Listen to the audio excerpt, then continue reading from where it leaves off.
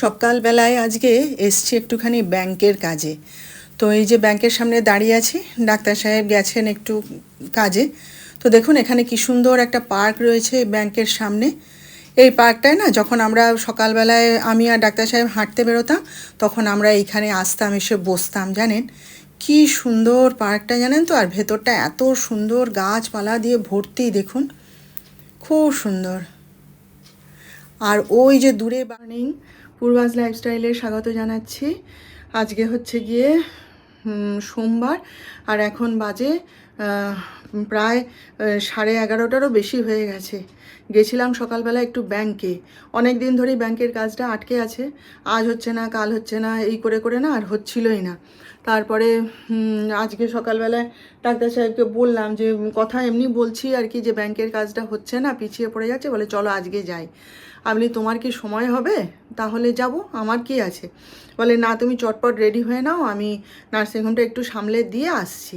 বলতে আমি একদম ঝপ করে চান করে ঠাকুরের পুজো টুজো সব সেরে সঙ্গে ভাতটাও বসিয়ে দিয়েছিলাম। জানেন আমি জানি দেরি হবে, তখন 10টা বেজে গেছে।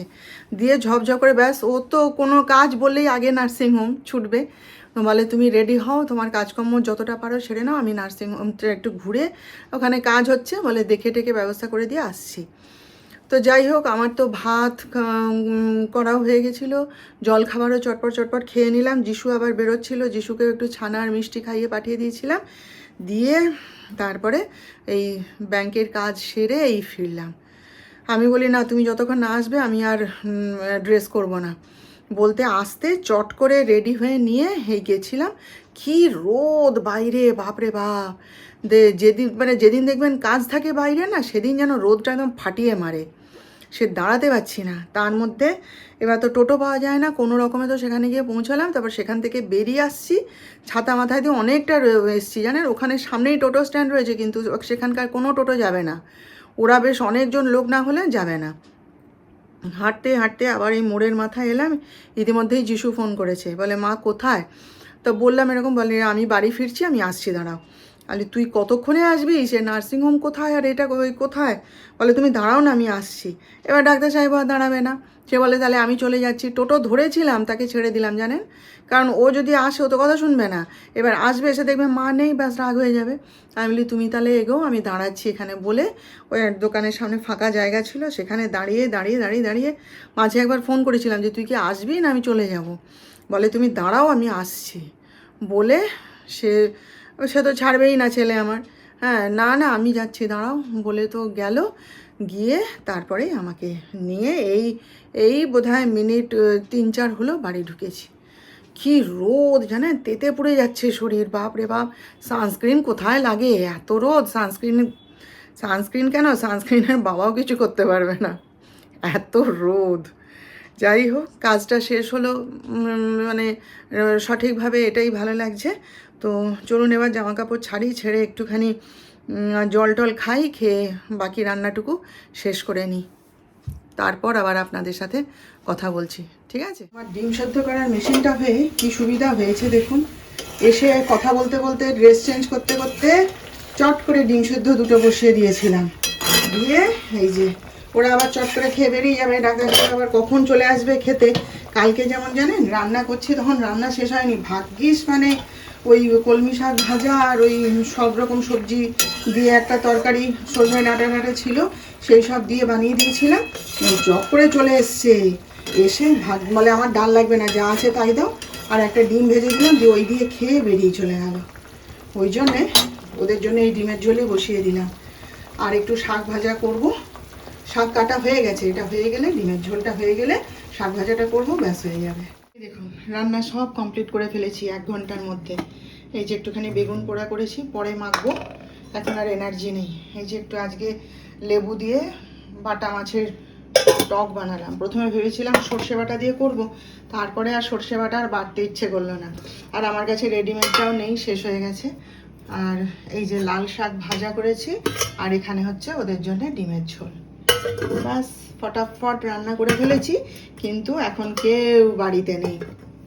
আর এখানে তো ভাত আছে, কেউ এখন বাড়িতে নেই, কে কখন খাবে জানি না। আমার রান্না কমপ্লিট, এখন বাজে হচ্ছে 2:10, হ্যাঁ 2:10 বাজে। আজ আমি একটা কাণ্ড করেছি জানেন, খুব জোর বেঁচেছি আজকে। মানে এই মাথা ডিস্টার্ব থাকলে আর মন অন্যদিকে থাকলে না এমনি হয়। আজকে যে মানে আমার মানে এত বছরের জীবনে এতখানি বয়স হয়েছে, কোনো দিন আমার এরকম ভুল হয়নি। একেই বলে বিপদ, জানেন তো। এখন আমার একটু একটু জ্যোতিষের উপরে ভরসা আসছে। বলেছিল তোমার সামনে বড় বিপদ আছে, তুমি হাতের এগুলো খুলবে না, আংটিগুলো খুলবে না। এখন না আমার মনে হচ্ছে কি জানেন, আমি তো সেভাবে জ্যোতিষে বিশ্বাস করি না, এখন যেন মনে হচ্ছে যে একটু একটু বিশ্বাস আসছে জানেন।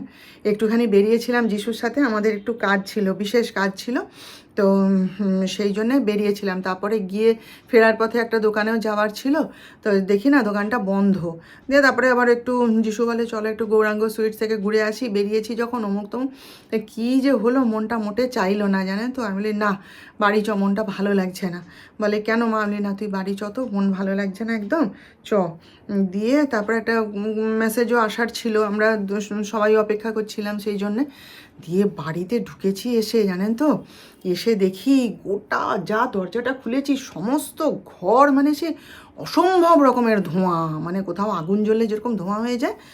তখন আমার মনে পড়লো যে আমি গ্যাসের উপরে যাওয়ার আগে ডাল ভিজাতে দিয়েছিলাম, গরম করতে দিয়েছিলাম, যে গরমে জ্বরে ভিজানো থাক, কণা আসবে, ডালটা বানাবে আজকে। দৌড়ে গেছি, গিয়ে দেখি আমি গ্যাস অফ করিনি। গ্যাস ভাগ্যিস সেই সিমে করে রাখা ছিল, সেই ঢিমে তালে গ্যাস জ্বলে যাচ্ছে, আর বাটি পুড়ে কালো হয়ে, ডাল টাল পুড়ে কালো হয়ে ধোঁয়া হচ্ছে। চারিদিকে জানলা টানলা বন্ধ। দেখুন কীরকম বড় বিপদ হতে পারতো আমার। আমি এত মানে অন্যমনস্ক যে আজকে কী করে হলাম আমার মাথাতেই আসছে না। এরকম ভুল আমার জিন্দেগিতে হয়নি জানেন। দৌড়ে এসে চারিদিকে দরজা জানলা খুলে গ্যাস অফ করে কিচেন চিমনি চালিয়ে যিশু ভয়ে ঢুকে পেয়ে গেছে, ঘরে ঢুকেই চিৎকার করছে কী হয়েছে মা, কী হয়েছে মা। আমি আর কথা বলতে পারিনি। এরকম ভুল আমার মানে এত বছরের জীবনে কোনো দিনও হয়নি গো। আজকে হলো, আমি এত অন্যমনস্ক ছিলাম, এত ডিস্টার্ব। তাই আমি বলছি তুই আমাকে নিয়ে এখন আর বেরোস না, একদম আমাকে নিয়ে এখন আর বেরোস না। আমার মাথা শান্ত হোক, তারপর তুই আমাকে নিয়ে বেরোবি, নইলে কেউ না কেউ একজন তোরা ঘরে থাকবি, আমি তারপর বেরোবো। এত বড় ভুল, আজকে কি সাংঘাতিক বিপদ হতো চিন্তা করুন তো। ওই জন্যই না ভগবান ঠিক টেনে ঘরে নিয়ে এসছে, যে না ঘরে আমার কালাচাঁদ বসে আছে, তো আমার কানাই আমার গোবিন্দ আমাকে আসলে ভুলিয়ে নিয়ে চলে এসছে, বলে না শিগগিরই বাড়ি ঢোক। বুঝলেন তো, আমি খুব জোর বিপদের হাত থেকে আজকে বেঁচেছি গো। কী করে যে আমি এরকম ভুল করলাম না আমি জানি না। দিয়ে এই এতক্ষণে সব ধোঁয়া ঠোঁয়া বের হতে একটু মানে জানলা টানলাগুলো আবার বন্ধ করলাম, আশ্বস্ত হলাম জানেন। বাটিটা তো পুরো পুড়ে একদম মানে ঝাল কালো হয়ে গেছে। সে নাই তো যাই হোক, ফেলে দেবো, সেটা কোনো ব্যাপার নয়, কিন্তু বিপদটার হাত থেকে বাঁচলাম তো। আরও একবার এরকম হয়েছিল জানেন, আমরা তখন বিয়ে বাড়ি গেছি, বাচ্চাগুলো ছোট্ট ছোট্ট। এবারে ঘরে ঢুকছি, সেই ঘরে হ্যাঁ যাচ্ছি দাঁড়া, ঘরে ঢুকছি আর সেই যাচ্ছি ঘরে, হ্যাঁ বলে নি, ঘরে ঢুকছি তো, আর সেই আমাদের ওই পাড়ার দোকান তখন তো ছিল না, ওইখান থেকে আমরা দেখতে পাচ্ছি দোতলার জানলা দিয়ে না ধোঁয়া বেরোচ্ছে। বাড়িতে কেউ নেই তখন, সবাই আমরা নেমন্তন্ন বাড়িতে গেছি। কি হয়েছে, আমার যা ওই গ্যাসের উপরে দুধ বসিয়ে দিয়েছিল, সেও ভাগ্যিস মানে গ্যাসটা সিমে করা ছিল, তাই অত ক্ষতি হয়নি। কী বলে বসিয়ে দিয়েছে, দিয়ে ব্যাস আমরা নেমন্তন্ন বাড়ি খেতে ঠেতে চলে গেছি। সেই দুধ পুড়ে পুরো হাঁড়ি কালো হয়ে ধোঁয়া ধোঁয়া চারিদিকে, জানেন কত বড় বিপদ ছিল। সে আগুন লেগে যেতে পারতো, সে কি অবস্থা। তা সেই রকম আমারও আজকে হলো। কি ভয় পেয়ে গেছি জানেন। আমি মনে মনে ভাবছি যে আমি এত বড় ভুল কি করে করলাম, কি কোন দিকে মন ছিল আমার, আমি এত অন্যমনস্ক। ডাক্তার সাহেব শুনলে যে কি করবে তার ঠিক নেই জানে। তো এখনই রান্না করে দিয়ে চলে গেল, তো একটুখানি চা করতে এসেছি, আমার একার জন্যই করব, কারণ যিশু নেই, যিশু বেরিয়ে গেছে। যিশু ওর দাদা সব মিলে গেল আর কি কাজে। তো যাই হোক, একটু ওই যে নতুন সিরিয়ালটা শুরু হয়েছে না, ওই যে কি যেন পরশুরাম, সেটাই দেখছিলাম। দেখতে দেখতে আমি বলি না দেরি হয়ে যাচ্ছে, একটু চাটা খেয়ে নিই। বাবা এমন পুড়েছে আর এমন ধোঁয়ার গন্ধ বেরিয়েছে জানেন, চারিদিকে সবাই জিজ্ঞেস করছে ফোন করে করে। আমার শাশুড়ি মা এক্ষুনি ফোন করে জিজ্ঞেস করছে হ্যাঁ গো তোমার ঘরে কি কিছু পুড়ছিল। আর চারিদিকে এত ধোঁয়া, আর আমরা সবাই ছুটোছুটি করছি। আমার কি বলে জায়ের ছেলে, ননদের ছেলে, ওরা সব উপরে ছিল, বলে সব দৌড়ে খুঁজে বেড়াচ্ছে যে কোথায় কি পুড়েছে, তোমার ঘরেই পুড়ছিল। বলে হাই হাই গো, তাহলে তোমরা খেতে পাবে না। আমি না না, আমি আবার ডাল টাল ভিজিয়েছি। কণা বলছে আমি সেই দূর থেকে আসছি, সেখান থেকে গন্ধ পাচ্ছি। মানে বাবা আজকে জোর বেঁচেছি, এরম ভুল আমার কোনো দিন হয়নি। বলে মামি সাবধানে কাজ করো তুমি, আসলে তোমার রান্নাঘরটা ছোট, তার উপরে আর এরকম চারিদিক বন্ধ, কত বড় বিপদ হতে পারত। আমি সে তো জানি বাবা, কি করে যে হয়ে গেল এরকম বড় একটা ভুল কাজ কে জানে। যাই হোক চলুন একটু চাটা করে নিয়ে বসে সিরিয়ালটা দেখি। আমার ছেলে বলেছে চুপ করে বসে থাকবে, কোনো দিকে নড়বেও না, চড়বেও না, কিচ্ছু না মা। এই দেখুন ছোলার ডাল আর এখানে রুটি করে দিয়ে গেছে কণা। এবারে অরহর ডাল ভিজিয়েছিলাম, তা আমরা তিনজনেই খাবো বলে, তো সে তো গেল শেষ হয়ে, সেই জন্য ওদের জন্য ছোলার ডাল করেছি, আর আমার জন্য তো একটু কিছু করতে হবে, তাহলে দেখি কি করা। তো কণাকে বলেছিলাম যে কড়াইটা ধুয়ে রেখে যা, আমার জন্য একটু কিছু তরকারি আমি করে নেব।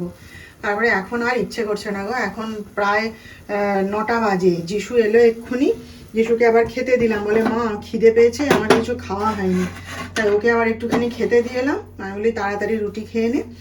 আর আমি একটু এই যে মসুর ডাল ভিজিয়েছি, এই ডালটা একটু এর গরম জলে ভিজিয়ে রেখে গেলাম, তো এটা একটুখানি সেদ্ধ করে নেব, নিয়ে তেল নুন পেঁয়াজ লঙ্কা সব দিয়ে, যেমন ভাতে খাই ডাল সেদ্ধ, ওই রকম রুটি দিয়ে খেয়ে নেব, ভাল লাগে বেশ খেতে। তো এটা এখন একটুখানি গরম জলে ভিজিয়ে রেখে গেলাম, একটু বাদে একটু সেদ্ধ করে নেব। তাহলে চলুন আজকের মতন রেখে দিচ্ছি। আর কি, অনেক গল্প করলাম আপনাদের সাথে সারাদিন। আবার আমাদের দেখা হবে, আপনারা ভালো থাকবেন। আর আজকের ভিডিওটা ভালো লাগলে একটা লাইক শেয়ার ও সাবস্ক্রাইব অবশ্য করে দেবেন।